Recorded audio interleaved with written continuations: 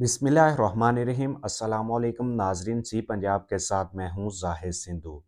नाजरीन, आज हम जिस हलके पर बात करने जा रहे हैं, हलका 155 लोधरा का ये हलका है, डिस्ट्रिक्ट लोधरा का। इसमें लोधरा सिटी आता है और ये हलका बड़ा अहम है क्योंकि पर नाजरीन जहांगीर तरीन आईपीपी के वो इलेक्शन लड़ने जा रहे हैं और जहांगीर तरीन साहब जो हैं वो चाहते थे कि इस हलके में नून लीग के साथ सीट एडजस्टमेंट हो, लेकिन मुस्लिम लीग नून ने यहाँ पर सीट एडजस्टमेंट नहीं की, बल्कि उन्होंने अपने ही उम्मीदवार जो थे उनके सद्दीक बलोच को टिकट जारी किया। और इस हलके में अब आईपीपी से जो है जहांगीर तरीन साहिब इलेक्शन लड़ने जा रहे हैं और पाकिस्तान मुस्लिम लीग से सद्दीक बलोच इस हलके से इलेक्शन लड़ने जा रहे हैं। तो नाजरीन, अगर हम बात करें इस हलके से 2018 में, तो ये 2018 में मियां मोहम्मद शफीक साहब ने इस हलके से इलेक्शन जीता था और उन्होंने 1,21,300 वोट हासिल किए थे और वो पहले नंबर पर रहे थे। और अगर हम दूसरे नंबर की बात करें तो दूसरे नंबर पर सद्दीक बलोच मुस्लिम लीग नून के रहे थे और उन्होंने 1,16,093 वोट हासिल किए थे। तो अगर हम बात करें 2024 की, तो यहाँ पर पहले पीटीआई ने पीर मोहम्मद इकबाल शाह साहब को इस हलके से टिकट दिया था, लेकिन बाद में वो इलेक्शन से दस्तबरदार हो गए और उन्होंने इलेक्शन लड़ने से इनकार कर दिया। अब जो है यहाँ पर पीटीआई की इफ़्फ़त ताहिरा सोमरो इलेक्शन लड़ने जा रही हैं। अगर हम बात करें इकबाल शाह साहब की, तो उनकी निस्बत जो एडवोकेट इफ़्फ़त ताहिरा हैं, वो इतनी मजबूत उम्मीदवार नहीं हैं। और अगर हम बात करें इस हलके में ज़्यादा कांटेदार मुकाबला जो है वो सद्दीक बलोच और जहांगीर तरीन के दरमियान होगा। अगर हम जहांगीर तरीन की बात करें तो वो सियासी समाजी शख्सियत हैं अब लोधरा की, और वो बड़ा नाम है जहांगीर तरीन साहब का और काफ़ी वो काम करवाते हैं अपने हलके की आवाम के लिए।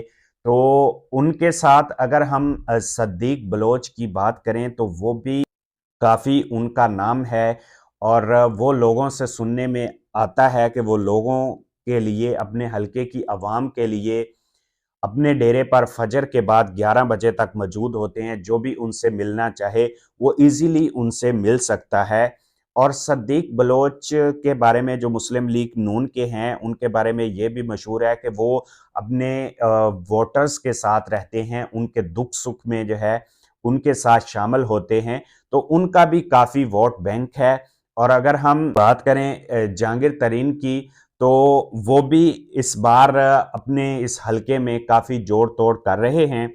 और अगर हम पीटीआई के वोटर्स की बात करें तो वो भी कुछ झुकाव जहांगीर तरीन की तरफ है।